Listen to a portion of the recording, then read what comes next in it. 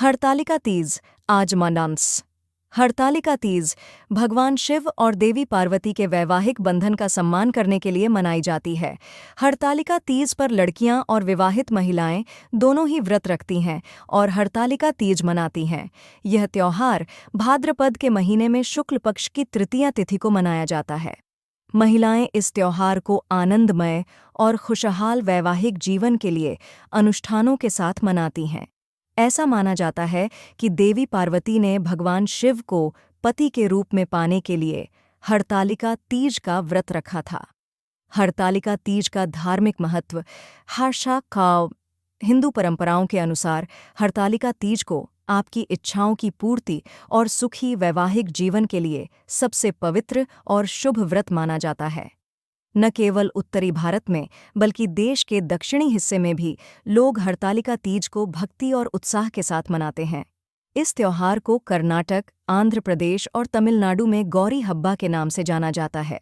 लड़कियां और महिलाएं गौरी हब्बा की पूर्व संध्या पर देवी गौरी की पूजा करके और स्वर्ण गौरी व्रत रखकर उनसे आशीर्वाद लेती हैं। हरतालिका तीज का व्रत अनुष्ठान हरतालिका तीज पर लड़कियां और महिलाएं 24 घंटे का व्रत रखती हैं। ऐसा देखा गया है कि व्रत रखने वाले श्रद्धालु इस पूरे त्योहार के दौरान पानी या अनाज का सेवन नहीं करते हैं। महिलाएं भाद्रपद शुक्ल तृतीया तिथि को भोर में अपना व्रत शुरू करती हैं और चतुर्थी को भोर में इसे समाप्त करती हैं। व्रत शुरू होते ही महिलाओं को एक व्रत लेना होता है जिसे जीवन भर निभाना होता है।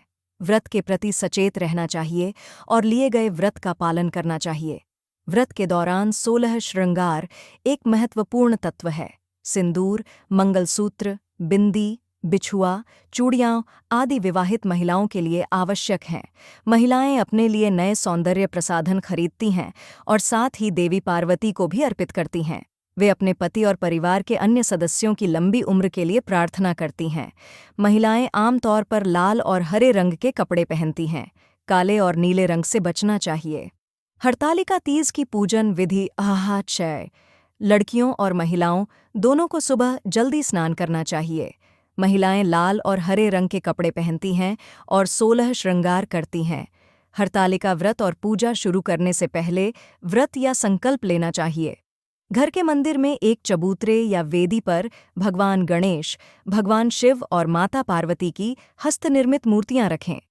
आप हरतालिका पूजा के लिए पंडित को भी बुक कर सकते हैं या स्वयं भी यह पूजा करवा सकते हैं। अब सबसे पहले भगवान गणेश, भगवान शिव और देवी पार्वती की पूजा करें।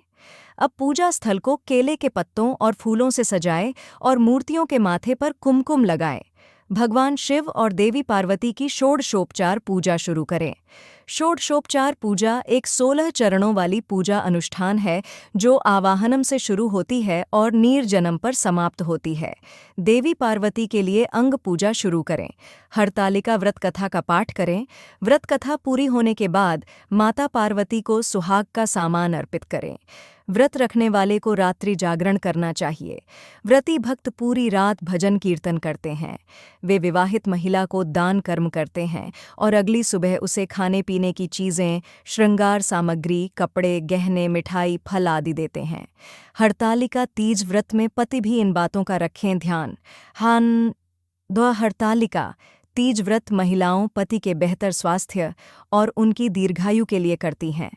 ऐसे में पतियों को भी चाहिए कि अपनी पत्नी के लिए सुहाग का सामान, आभूषण, नए वस्त्र आदि लाकर उन्हें उपहार में दें। ऐसा करने से उनका दाम्पत्य जीवन खुशहाली से भरा रहता है। हरतालिका तीज पतियों को भी घर में तामसिक वस्तुओं का सेवन नहीं करना चाहिए। इस दिन भूलकर भी शराब, मांस, मछली, अंडा, लहसुन और प्याज का प्रयोग न करें। हरतालिका तीज व्रत के दिन पतियों को संयम के साथ हर मामले में पत्नी का सहयोग करना चाहिए। इस व्रत में मन, वचन और कर्म की शुद्धता सबसे ज्यादा मायने रखती है। हरतालिका तीज की कथा संयुक्त। माँ पार्वती ने अपने पूर्व जन्म में भगवान शंकर को पति रूप में प्राप्त करने के लिए हिमालय पर गंगा के तट पर अपनी बाल्यावस्था में अधोमुखी होकर घोर तप किया। इस दौरान उन्होंने अन्न का सेवन नहीं किया। काफी समय सूखे पत्ते चबाकर ही काटे और फिर कई वर्षों तक उन्होंने केवल हवा ही ग्रहण कर जीवन व्यतीत किया।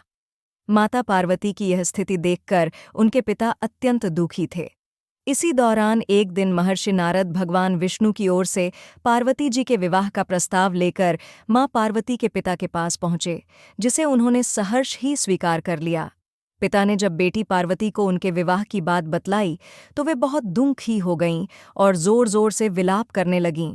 फिर एक सखी के पूछने पर माता ने उसे बताया कि वे यह कठोर व्रत भगवान शिव को पति रूप में प्राप्त करने के लिए कर रही हैं, जबकि उनके पिता उनका विवाह श्री विष्णु से कराना चाहते हैं।